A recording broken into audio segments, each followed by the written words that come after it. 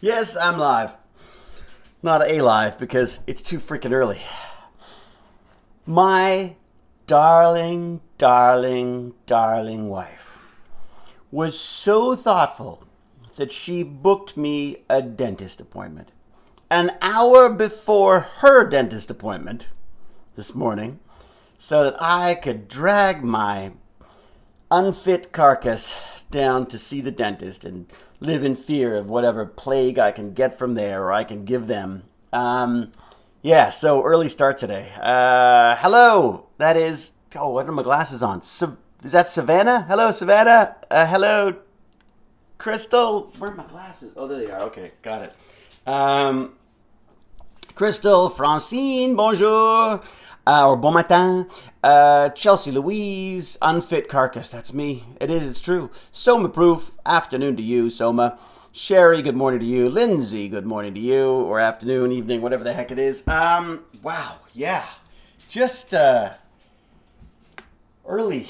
Yeah, just an early start today. So, but it's good though because all of a sudden it's like, oh my god, look at that! It's like, what time is it? It's what the hell time is it? Tell me, Stargate. Tell me. 8:30. I got a Stargate on my watch. That's why ask my Stargate for that. 8:38. Okay, so yeah, by 8:38 I got it all done. That's kind of nice. I mean, although God, my son said stop complaining. I was like, well, that's impossible. I'm like a shark. If a shark stops swimming, it dies. If I stop complaining, I die. So I've thrown on a giant bowl of porridge to sustain me and my family through this perilous morning.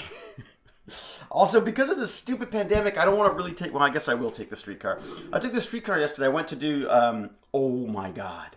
I went and did ADR. I went and recorded this additional dialogue stuff for this show that I've just done.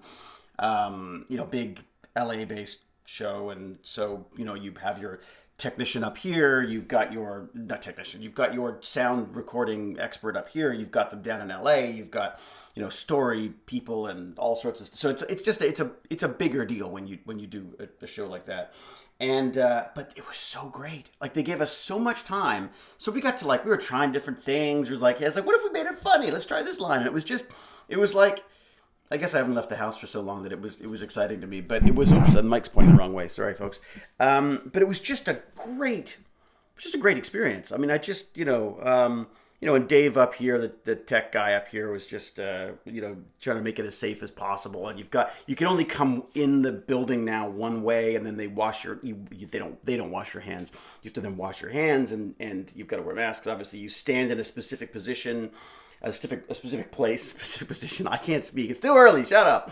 You stand in a specific place for a bit when you're waiting, and then you go in. There's only one way in, and there's only one way out, and it's extraordinary. So, so really early Emperador, because I've got to go to the dentist. So I'm going to the dentist today, and I don't like. I mean, I nothing. No offense to dentists, Pac Mom, just in case Pac Mom's here.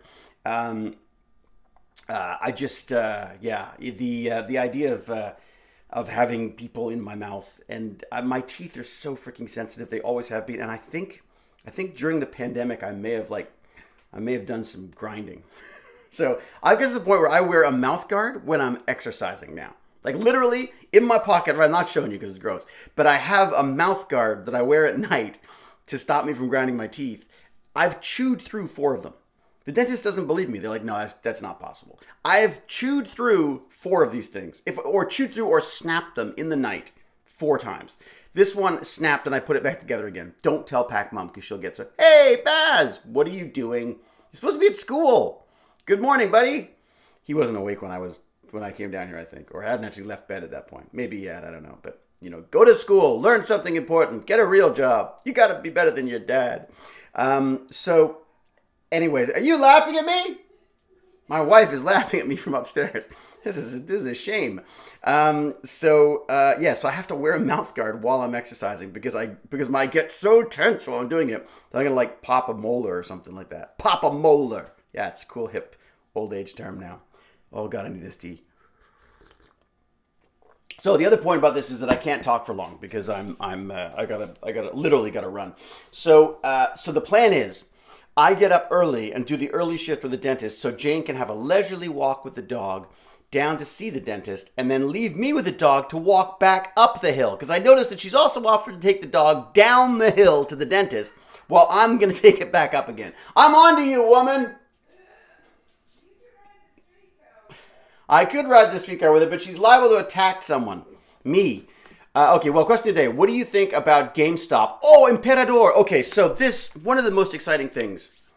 Let me finish one thing up first, though, because I realize I've gone completely off topic. Just this thing that I did the ADR for, the recording for yesterday. Oh my God, it looks so beautiful. I said to Jane, like it looks like a David Fincher series or something, like or a movie. It gets all these beautiful colors, and it's the same. The director of photography is the same guy who did this crazy film, Lucky Day, with me, and I love him. I love him. He's just. Brendan Stacy. What's his name? Brendan Stacy. Brendan Stacy or Stacy, but Brendan, as I would know him. Obviously not, because my wife knows his name better, but I'm terrible at names, Brendan, so please don't take offense. Anyways, beautiful. Looks amazing. The sound's going to be incredible because they got all these different things going on. Cool editing. The editing's beautiful. And oh my God, I look like a Star Wars villain. It's not a science fiction film. I'm playing an FBI agent, but I look like a combination of like Jabba the Hutt and what was the other one? And one of those weird alien things, one of those weird sort of toothy alien things from Star Wars. I ooze evil, not evil. I ooze something, but it was just great. It was so good to see. Jane laughs at me because she says like, only you could take joy in looking terrible on film, but I love it. So really fun character, beautiful looking show, and I can't tell you what it is. But hey, there's a great trailer for Clarice out, just saying. Okay, so next up, German Trekkie. Right, okay, so now Imperador was asking about the GameStop thing. I gotta say, maybe I'm out of line saying this, and I should probably read more about it. I read one article on Medium, which I loved, which I've posted on the Tech Bandits. If you go to the Tech Bandits now, I think you'll find that my posts will come up on the front page now, so you'll see. You can sort of plow through it. So thetechbandits.com. Because I spoke about the whole GameStop thing with my Tech Bandits, like, was it last week? Beginning of this week? It was the best, we had the best chat with them. We went totally off topic, but it was a great Tech Bandits, Game Bandits thing.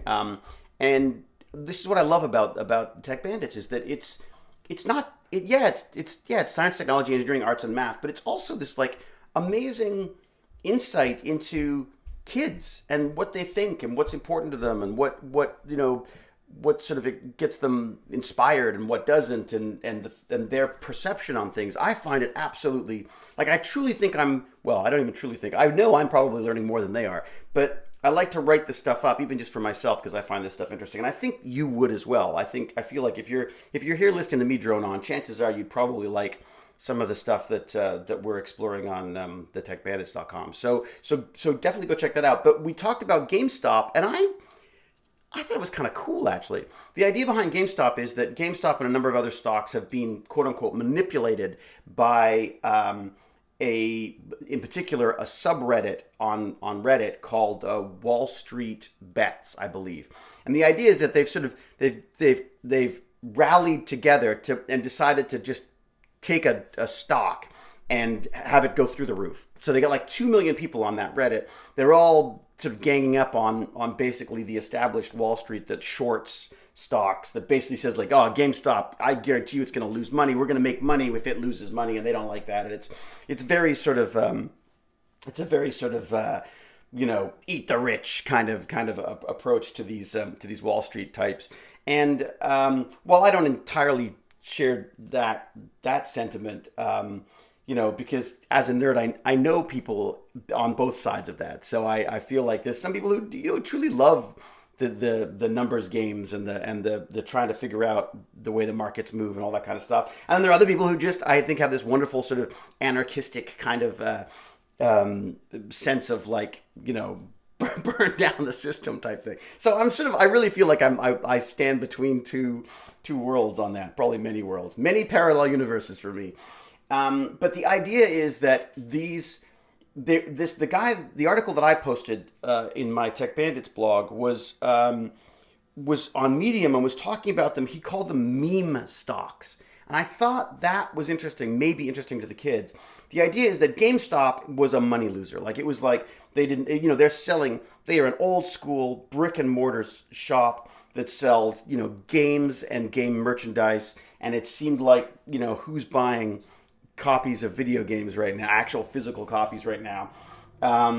Well, this sort of Reddit inspired stock pushed it up like I can't remember, like 160% or something. It went from like this, and what this guy was saying was that they're actually quite smart. They quite understand the industry to some extent because they're picking on stocks that have a limited number of shares, that have such that their manipulation will have an effect on it. Because these bigger stocks, if you try to do that, there's just too many other people with stocks out there. There's too many different ways of navigating that, the system navigating that. But on a little stock like GameStop, they can have a real impact. So what's funny is I then saw on Twitter people trying to call out other stocks and things like, or Bitcoins and things like, in the hopes of rallying the troops behind those. And again, my father very early on taught me that the stock market is basically gambling. And while there are smarter and stupider ways of playing that, the reality is no one really knows what's going to happen tomorrow. So you can't really, you're unlikely to make any huge amount of money if you're trying to bet against the system all the time. So I've always taken a mentality of, I do have stocks. I tend to buy only what I know. Like if it's a product I use, I buy and I love, I will buy stocks for it if I can because I know it, I like it, and I feel that that's probably as much insight as I'd have into the company. I have taken stock tips before. They've never worked out. Honestly, never. Every single stock tip I've ever got has been a freaking disaster. I just don't. I listen. I'm skeptical, but I will listen if that makes sense. But I rarely does it come around. Lance Hendrickson once told me that silver was the way to go because when the apocalypse hit, which was coming impending, that we would never be able to. You can't chop off little bits of gold and give it to people. It's worth too much. You need silver. And he was so compelling. I bought all these silver stocks, and then I think I saw him again. He said, "Silver stocks? No, you don't buy silver stocks. You buy silver, chunks of silver." And I was like, "Oh my god." Anyways, so just that kind of stuff. It was just kind of funny. Day trading. I mean, day trading is basically to me gambling. For me, it would be gambling. Maybe there are people who know better. I don't know that there are though. Like I feel that you can certainly arm yourself with a certain amount of knowledge, but and maybe people saw the pandemic coming, but they certainly wouldn't have seen necessarily the different responses to the pandemic. Did they see Trump coming? Did they see the rise of the right the right's become a bad word now, hasn't it? Which is terrible. I mean, it's like I should start right. What am I saying? Of Nazi white supremacist bullshit. That stuff. The rise of that again. Like how freaking weird is that? The right. That's true. We gotta watch. That's really interesting. That we've normalized that. Not me. I'm talking about me in a royal way, I guess. But that is quite shocking if you think about it. When you think of left and right now, I think left, Antifa or whatever it is, and then left, and then right, I think neo-Nazi now, which is terrible. That's not the way it's supposed to be. There's the center and there's left and right of the center. I mean, there's nothing wrong with that. Anyways, day trading is when seeing stocks are oversold, such as during lunch. Chart pattern. Some people don't hold overnight. No, I know. Look, I know people who do it. There's people who do day trading. And may have made good money on it.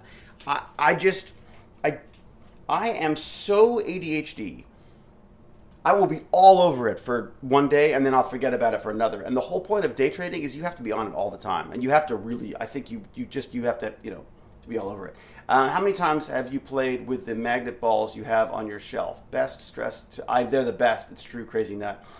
They're called, what are they called? Nano dots? Is that what they're called? Not nano dots. I can't remember now. The company was very, very generous. Sent me a bunch of these things. I think they're called nano dots or something. But they're fantastic. Yeah, I have the little tiny ones as well. But you got to be really careful with those because the dog can eat them. Actually, the dog can eat any of them. The dog would eat anything, given my dog. I know right is a stressful market. Open 16 hours a day. Well, that's it. So So let me throw taxpayer-funded healthcare left. Oh my God, that's evil. My dad was a whiz at day trading. I wish I had known. Wish I had the know-how he did. Oh, really? I mean, this is it. I find that this is my problem. I find that everyone's got stories about how much money they've made on stock trades, but no one ever goes like, "Oh my God, I lost this much today." As I say, I've invested in what I know and what I like. I have made some speculative guesses, and I have done very, very well with some of them, to be honest. The biggest one for me was Netflix. I bought Netflix when they were delivering CDs to us in Point Roberts, and it changed the way I watched films. Absolutely. I sold them actually fairly recently, which some people would say, well, that's a mistake because there's the pandemic and people are all watching Netflix and stuff. I sold them because the reason why I bought them in the first place was I was faced with this issue. If I would go into like a Blockbuster, you have to go to a Blockbuster, you'd go to get a specific movie. That specific movie would never be there. You'd then be distracted by some stupid other video that they had plastered all over the walls. You'd take that home, you'd be thoroughly disappointed. You'd leave with a bunch of videos you didn't want to watch, and you didn't enjoy the movies. Rarely would you get what you wanted. And it was all impulse driven. And that was just the way you watched movies. Then Netflix showed up, and Netflix demanded that you list the movies you wanted to see. And that was a paradigm shift, extraordinary paradigm shift, because all of a sudden, you may not feel like that movie that day, but that's one of the movies you have sitting around. So you're going to watch one of the movies that you know that you wanted to watch. At some point in your life, you said, I want to watch that movie. And now here it is. You're going to watch it. We watched the best movies. It was the best experience. So when they went online, I got very excited about that. But now I'm faced with the same Blockbuster dilemma, where I go into Netflix, I spend more time scrolling through Netflix looking for something I want to watch than I do actually watching something. So I feel like it's coming back to my father's old adage of you don't turn on the TV and look for something to watch. You find out what you want to watch and then you turn on the TV. Otherwise, the TV's telling you what to watch as opposed to you telling the TV what you want to watch. And I'm trying to get the same thing through to my son now as well, because I worry that Netflix is just feeding us stuff that we want to see.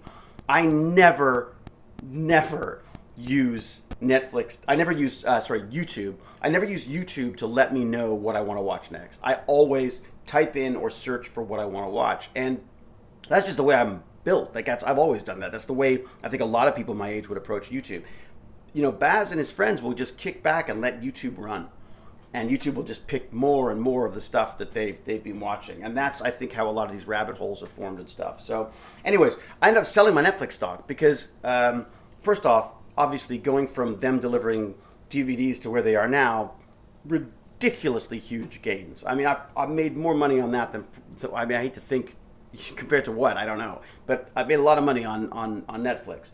All of this in retirement stuff. Like I'm a very long-term investor. I never buy anything I'm not going to hold for at least, 4 or 5 years, something like that.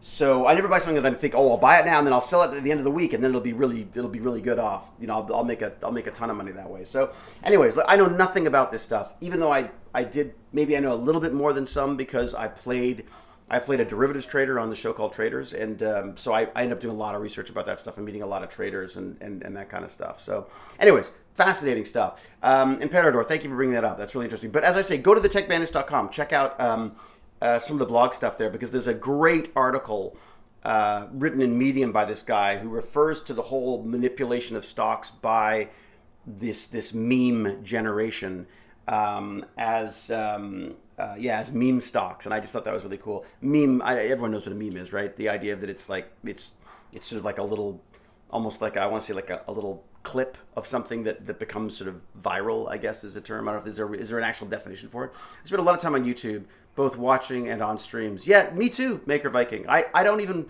honestly, of all the things I watch now, I spend more time watching YouTube, and I'll watch people renovate bathrooms. Do you hear that, Jane? I watch people renovate bathrooms. I don't actually rent the Oh, is it? Oh, I better come. All right. My porridge is ready. I put it on, just to be clear. I started it, right? Yeah, there you go. So my breakfast is ready.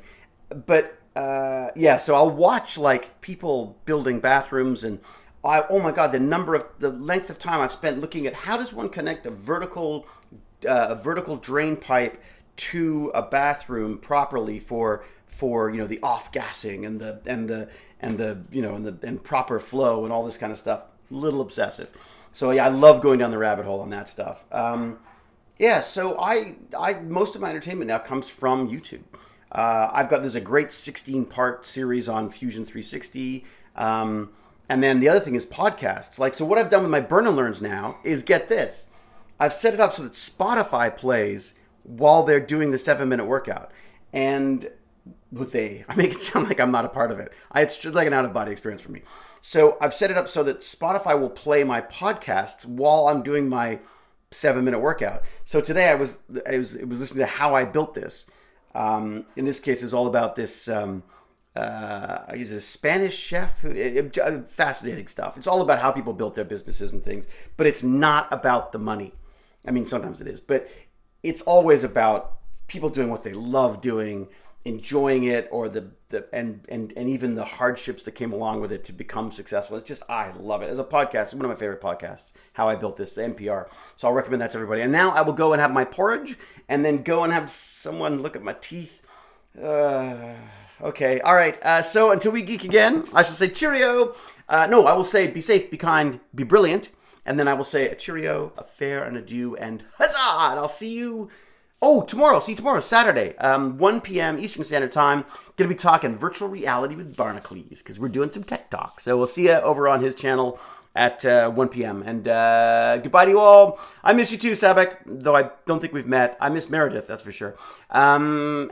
Sardonic, Collins Gaming, Lindsay, oh my God, Tolsek, Collins Gaming, Soma Broof, have a good one.